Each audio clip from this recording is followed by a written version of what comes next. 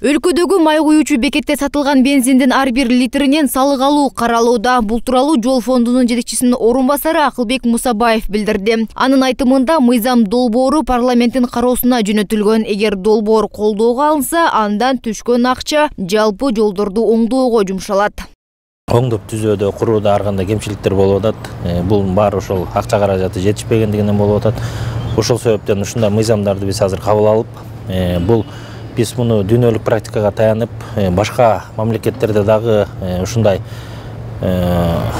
жыйноолор бар, сборлор. Ошол именно жолдон түшкөн акча каражаттарын жыйнап, жана ошолорду баягы эффективдүү пайдаланганга, целевой пайдаланганга ушундай эме болуп келет. Биз дагы ошол башка мамлекеттердин дагы тажрыйбаларын колдонуп, азыркы учурда ушул 2021 жылы декабрь айында өкмөттүн токтому менен ушул транспорт жана коммуникациялар министрлигинде атайын реформалоонун негизинде жол фонду түзүлгөн.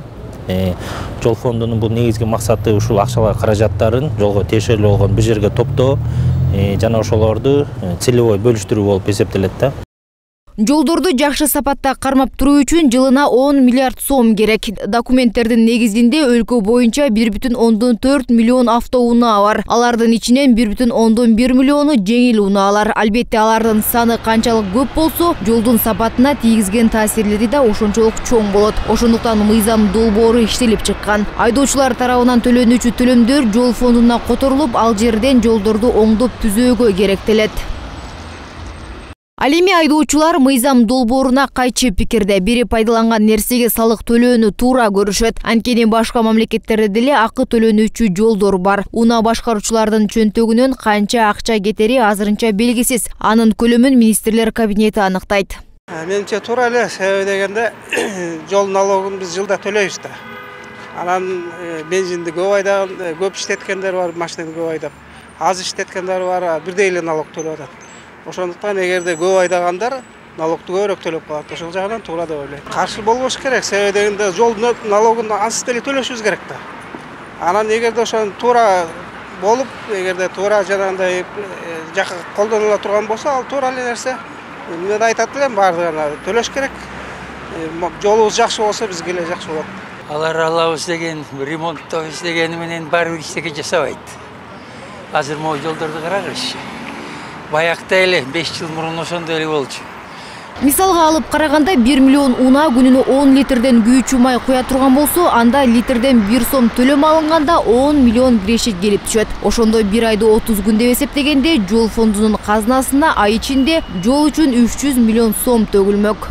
Канча сом деп айта албайбыз да. Себеби дегенде баягы бизде мындай принцип менен азыр ошол сборлорго барып атабыз, ким канча жүрсө ошончо төлөйт деген. Например, сиз ошол машинаңызга 10 литр май койдуңуз, 100 километр жеңил машина менен жүрөсө, сиз күнүнө, например, жумушка барып келгенге бир 3 километр, например, бардыңыз келиңиз 6 километр жүрсөңүз, сиз 6 километрин төлөйсүз. Кээ бир адамдар бар, допустим, 600 километр, 6000 километрге чейин. Эми 6000 километр болсо да 1000 километрге чейин жүргөн, например, адамдар бар да, ким канча жүрсө, жолду канча пайдаланса ошончо төлөйт деген ыкма менен бул эме болуп атат да. Анан эми бул жана мен айтып өткөндөй, закон кабыл алгандан кийин ошол биз атайын жоболорду ошол министрлер кабинети тарабынан иштелип чыгат. Ошондон эми анын суммасы ошол 1 сом болобу, может 50 тыйын болобу, 1 сом 50 тыйын болобу, анын баары ошол закон кабыл алгандан кийин аныкталмакчы да. Белгилей кетсек, транспорт министрлиги бул идеяны өткөн жылы көтөрүп чыккан. Быйыл мыйзам долбоорун министрлер кабинети парламенттин кароосуна жөнөткөн. Айсалкын Нурмат кызы, Даниэль Түмөнбаев, 7 канал.